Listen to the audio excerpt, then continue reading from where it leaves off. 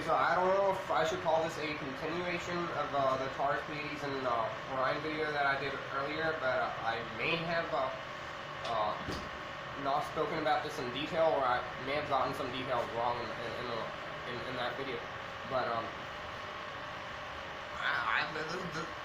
this is probably one of the best kept secrets, or is something that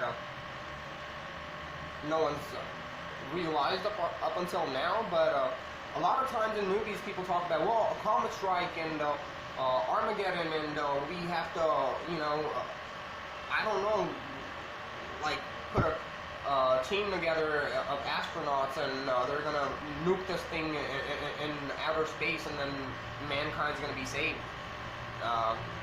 What that is about is basically a confrontation of sorts between Orion and Taurus. So you see, Taurus is a southern constellation. In the southern hemisphere, you will find people revering, idolizing, venerating the Taurus constellation. They believe life started from the Taurus constellation because the Taurus constellation is attributed to Brahma. And they believe, well, if Brahma hadn't raped his daughter, the Brahmin wouldn't exist, right?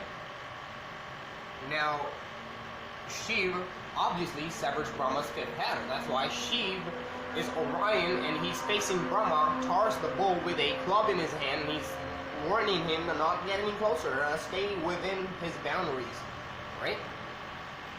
Now, I spoke about Saraswati and Pleiades because, well, in the Hindu tradition, Pleiades is sort of attributed to Saraswati, and she's like, it's the constellation of wet nannies or something, right? And that's not true. Saraswati is supposed to be an amalgam of Taurus, Scorpio, and Capricorn, and her backup, her wingmen, are supposed to be the three fire signs, Leo, Aries, and Sagittarius. So that is Vishnu helping Parvati win Shiva over. Basically, I believe that's what's up. And they don't let you talk about this stuff, and then they're like, well, we're Brahmins, and the highest God, the unseen, the intangible, omnipotent, omniscient, and omnibenevolent type of figure is closer to Narayan, but actually Brahman. And Brahman's never manifested in the flesh, right? But and that's not true, because, well, why would Brahman give Shiva the authority or the force, or send him to sever Brahma's fifth head over disrupting the order of the universe? Because that's what he did, right? Because that's why he would have had to lose his fifth head. If he hadn't disrupted the order of the universe, I don't think there would be a requirement for Shiva to do that, or whoever the highest god they believe is. So they believe Shiva is just a phallus, and they believe they think Brahma is closer to Brahman, unseen, intangible, omnipotent, omniscient, omnibenevolent God. So that's who they compare their dead ancestor to. Because if he was equivalent to the creator God, Pharaoh today would have rose out of his sarcophagus and started walking, and he would have proved that, because Pharaoh was an incarnation of Brahma. The one that's in the museum in London. So, yeah, the Rig Vedas are a mess. They don't tell you what the reality is, but the black man is going to be starving his ass off in Africa because, well, his ass wants to shove himself in the fucking northern hemisphere. What the fuck are you looking for in the northern hemisphere? Now, God casts Adam and Eve out of the Garden of Eden. He throws them out of race. So, what I believe is that would have been below the equator. Below the equator is where they were sent, further south. And above the equator is the northern hemisphere, right? So they fell from grace, they fell from the northern hemisphere, and they were sent into the southern hemisphere. And that's also where the whole story of Surya Deva from the Rig Vedas, the sun god, and his son Shani, Saturn, is deriving from, right? And because Shiva's the one who sends them further south, she goes, well, yeah, well, I was paying devotion in the sun to Shiva, and the child, because it was so hot, the child inside my womb got burned by the sun's heat, and now he's black. So that's the story she uses to explain the whole situation to her husband, because her husband goes, well, you were cheating on me. Because, well, Brahma might have thought, well, I lost my fifth head, and that Saraswati is a enemy. Saraswati is an enemy. So he would have thought that. And just like that, the sun god from the solar dynasty, from the Kshatriya scripture, goes, well, Chaya, you've been cheating on me because the child is black. You know. And then Shiva has to come over and explain, well, no, that's not the deal, dude. Well, what if I definitely didn't lock her up, but this is what she was doing.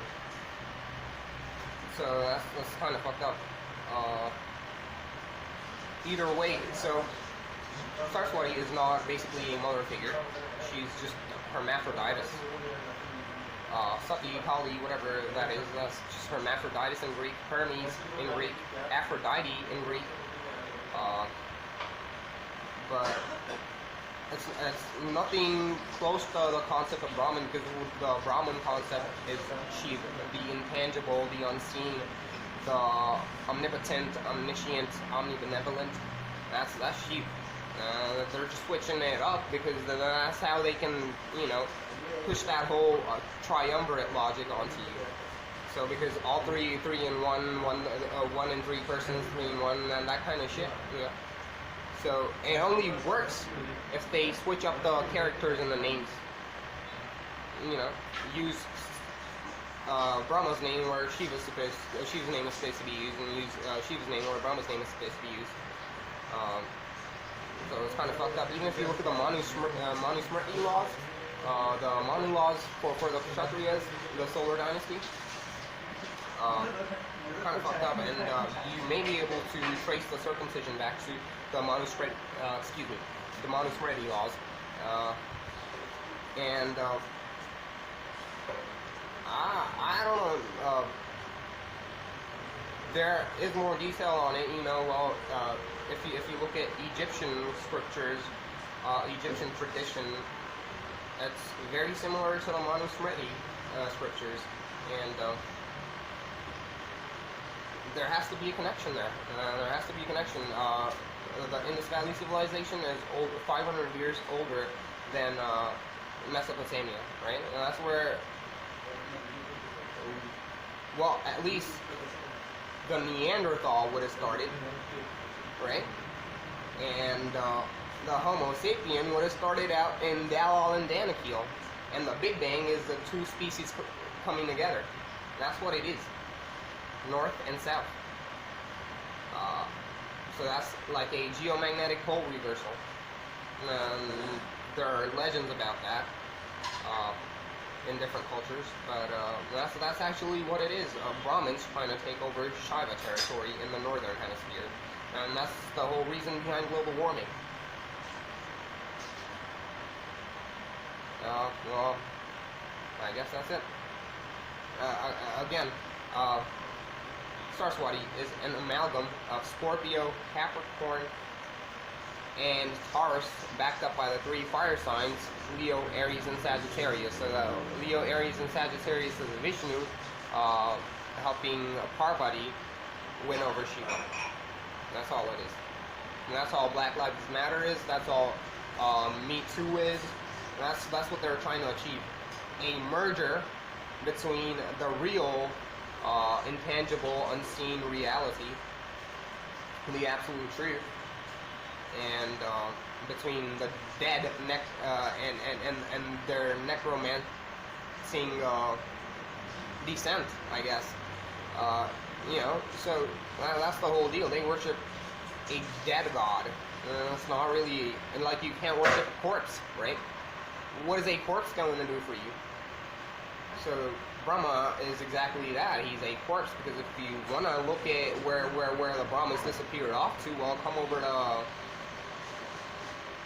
the Muslim states in Pakistan and look at the people who are so badly crippled and they can't even move a muscle, and then they're just a clump of cells placed onto a sidewalk, and they're begging for pocket change there all day.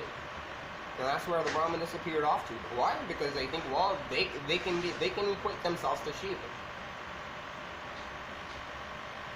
So, like, stay your ass in the southern hemisphere if you're black, and you don't have to be in the northern hemisphere. We don't need your women.